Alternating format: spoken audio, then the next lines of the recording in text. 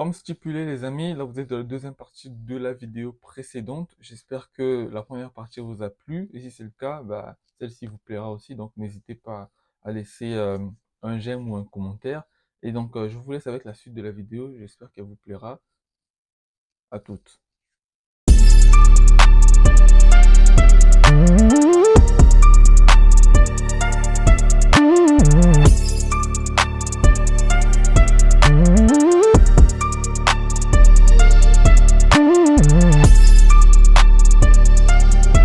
Alors, en parlant toujours de lettres de motivation, je vous ai dit, moi, quand j'ai commencé à écrire des lettres de motivation aux universités, il y avait vraiment un sujet qui, moi, j'arrivais pas à trop comprendre ce que c'était réellement. C'était le projet d'études et le projet professionnel.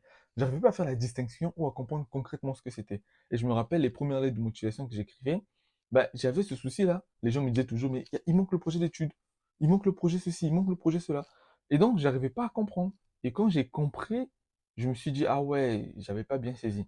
Donc c'est vraiment quelque chose que je trouve très important. Et aujourd'hui aussi, il y a toujours des gens qui sont assez perturbés par ces deux notions-là.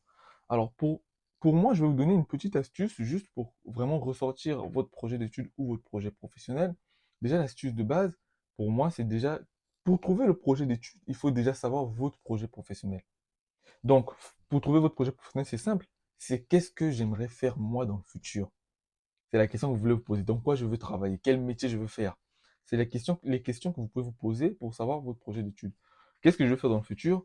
Ah, moi, dans le futur, j'aimerais être, par exemple, ingénieur en mécatronique. C'est bien. Donc ça, c'est mon projet professionnel. Je veux devenir ingénieur en mécatronique. OK. Et du coup, la question qu'on se pose maintenant pour trouver le projet d'études, du coup, c'est comment faire pour devenir ingénieur en mécatronique? Ça, c'est très important. Quand je dis comment faire, vous devez donner étape par étape. Et c'est exactement ce que vous allez écrire dans votre lettre de motivation. Quand je dis étape par étape, je prends l'exemple d'un étudiant qui est en première année.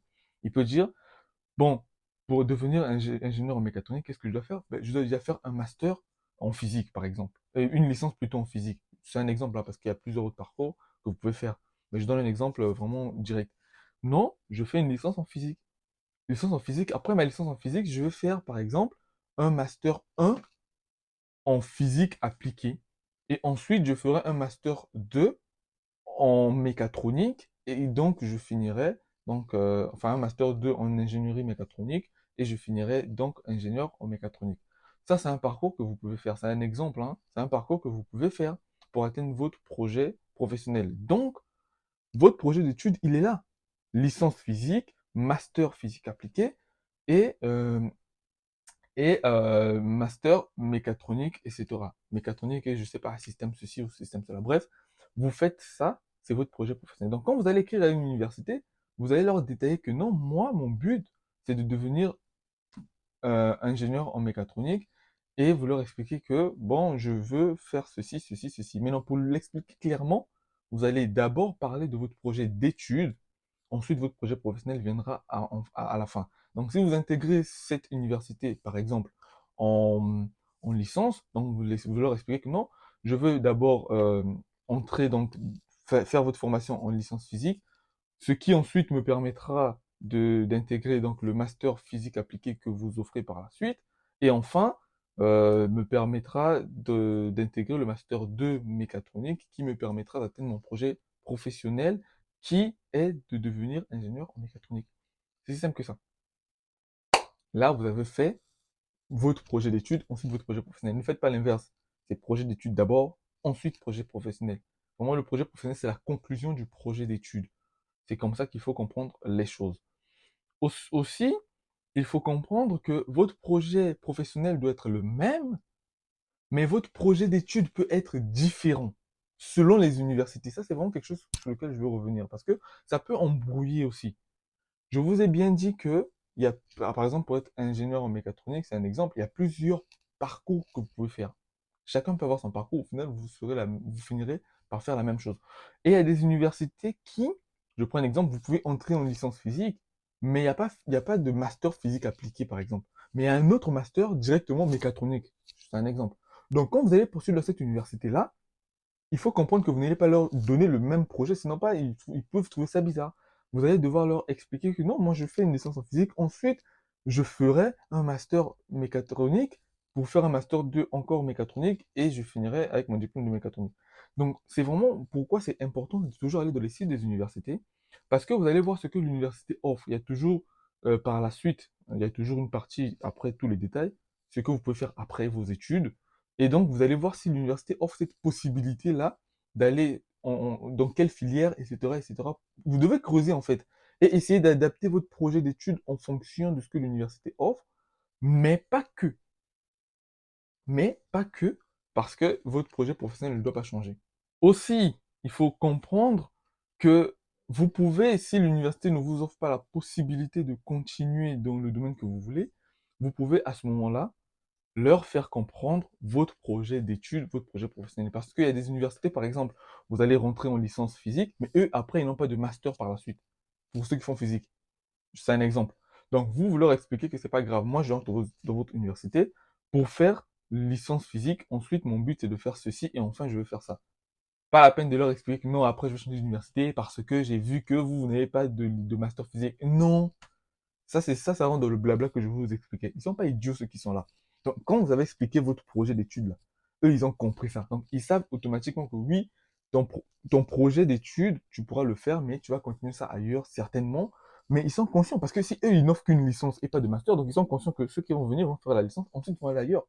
Donc, pas la peine d'écrire là-bas, non, je vais faire ceci, après je vais changer d'université, certainement, parce que c'est trop de blabla. Vous expliquez, et ensuite vous vous arrêtez là, et eux, ils comprennent déjà, mais au moins ils vont voir que leur licence en physique, c'est un tremplin qui va te permettre d'atteindre ton projet professionnel. Et donc, ils peuvent t'accepter parce qu'ils savent que non, c'est important.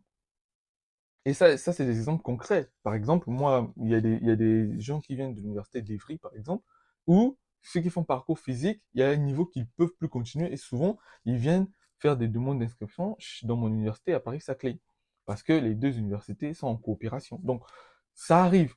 Mais vous n'avez pas besoin de leur expliquer que non, oui, ensuite je vais faire ceci parce que non, l'esprit de trop vouloir blablater là, faut laisser ça. Allez droit au but dans vos projets et dans vos lettres de motivation. Allez droit au but.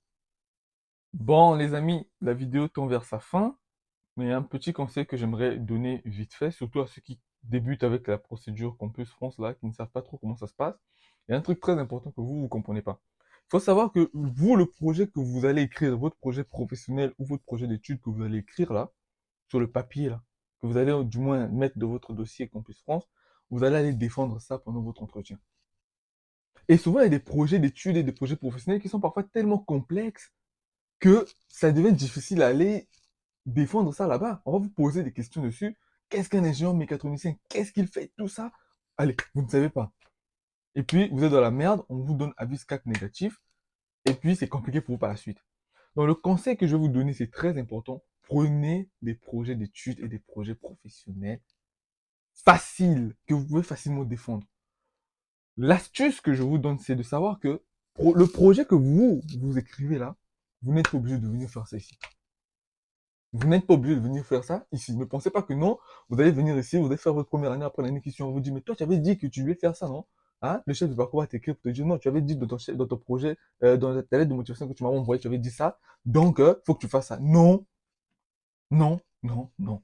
Moi, je prends juste mon exemple. Moi, là, j'avais écrit dans mon projet d'études de projet professionnel que je voulais faire master. Après master, je voulais faire doctorat, recherche et tout. Ça, c'était un projet facile à défendre. Parce que quand tu fais physique comme moi, master et puis doctorat, là, c'est facile. Mais arrivé ici, là, je fais maintenant des sciences d'ingénieur. Donc, il faut comprendre que c'est pas ça le plus important. Prenez un projet que vous pouvez facilement défendre. Ensuite, derrière, vous venez ici, vous faites ce que vous voulez. Alors, l'astuce, surtout, c'est de savoir que néanmoins, la première année que vous prenez là, parce que vous, en tête, vous avez votre projet dans votre tête. Mais la première année que vous prenez d'inscription, quand vous allez venir ici, ça, au moins, ça doit vous aider à continuer. C'est pas la peine. Non, moi, je veux faire informatique. Vous allez prendre une licence en biologie. Non, c'est pas ce que je veux dire. Ce que je veux dire, c'est que vous voulez faire, je sais pas, derrière, juste un master en biologie, je sais pas, cellulaire, par exemple. Et vous prenez pour vous votre licence en biologie. Ensuite, derrière, maintenant, votre parcours de spécialisation, de tout ça, là, vous allez chercher ça quand vous allez venir ici, si vous voulez. En tout cas, renseignez-vous, vous avez votre projet en tête. Moi, j'avais mon projet en tête. Mais j'ai écrit quelque chose que je savais que c'était facile à défendre. Néanmoins, quand je suis arrivé ma première année ici, il m'a permis par la suite de défendre et plutôt de continuer dans ce que je voulais faire. Parce que je savais que là-bas, si j'écrivais, non, que je veux faire ingénierie en ceci, ça allait, c'est quoi un ingénieur? Combien gagne un ingénieur? Tout ça là, faut comprendre que c'est compliqué.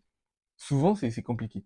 Donc, prenez des projets que vous savez que vous pourrez défendre facilement. C'est facile de, quand tu viens de la physique, de défendre le fait que tu vas faire un master et ensuite tu vas faire un doctorat. Ça, c'est facile à défendre. C'est trop basique même. Ah non, mais à la recherche, ça m'a toujours intéressé, tout ça là. C'est ce que tu vas leur raconter là-bas. Tout ce qu'on raconte à l'entretien là n'est pas vrai. De toute façon, on va faire une vidéo dessus, vous allez voir. C'est pas la peine de chercher à être le plus véridique possible. Non, moi, parce que je prie beaucoup, tout ça là. Non. Prenez des trucs que vous pouvez facilement défendre. Ça, c'est ce que je vous donne comme conseil, comme astuce. Parce qu'il y a des gens, je connais. Moi, je connais des gens qui ont des projets vraiment. C'est trop compliqué. En fait, c'est pas que c'est compliqué, mais c'est juste que ça là, tu sais que toi, moi, en traitant son dossier, je sais que ça, pour que lui aille défendre ça là-bas et convaincre le blond qui va lui passer l'entretien, ça sera compliqué. Parce que les questions qu'on va lui poser là, il va même tomber. Donc, prenez des trucs simples, mais en garantissant juste le fait que la première année que vous allez enfin, avoir ici, vous aidera à atteindre votre fameux projet que vous avez dans votre tête. Donc, ne pensez pas qu'on va vous forcer à faire votre projet comme non, personne ne va vous forcer. Ça, il faut vraiment que vous puissiez le comprendre. Évidemment, le dernier conseil que je vais vous donner, et ça c'est vraiment, je pense que beaucoup d'entre vous peuvent le deviner, c'est faire relire vos lettres de motivation avant de pouvoir l'insérer dans votre compte Campus France. C'est vraiment simple comme conseil. Faites relire vos lettres de motivation. C'est basique, c'est simple. Parce que si vous ne faites pas relire vos lettres de motivation, vous n'aurez pas l'avis d'une autre personne. Après, je ne dis pas de faire relire à votre frangin qui lui aussi galère à écrire sa lettre de motivation. Non. Et vous faites relire à quelqu'un que vous savez qui peut vous apporter un plus, qui connaît un peu plus sur le sujet que vous. Faites relire, et ensuite cette personne vous dira si c'est bon, si c'est pas bon, quels sont les petits trucs à changer et tout et tout. Ça, c'est vraiment, je trouve, assez basique comme conseil que je peux vous donner sur le sujet des lettres de motivation. Vraiment, faites relire vos lettres de motivation. Et si c'est bon, voilà, vous pouvez le mettre. Plutôt la mettre dans votre compte Campus France. Et autre chose, pour ne pas perdre du temps, parce que vous comprenez, comme je vous expliquais, il faut personnaliser un peu l'aide de motivation par rapport aux universités. Vous pouvez écrire une première lettre de motivation, qui sera une lettre de motivation type pour vous. Ensuite, ce que vous allez faire, c'est surligner juste des informations particulières par rapport aux universités, le nom de l'université, les matières et tout, parce que ça varie selon les universités. Et ensuite, d'une université à une autre, vous allez juste modifier ces informations-là. Donc, pas la peine d'écrire 7 lettres de motivation pour cette université. C'est pas la peine. Hein, vous changez juste des petits détails comme ça, et puis ça vous fait gagner du temps, quoi. Voilà, ça vous fait gagner du temps, c'est si simple que ça. Et puis vous faites juste un copier-coller. Voilà, donc vous aurez plusieurs fichiers de lettres de motivation de chaque université. Et quand vous allez dans votre compte Campus France, vous faites juste un copier-coller selon l'université. Ça vous permet de gagner en temps.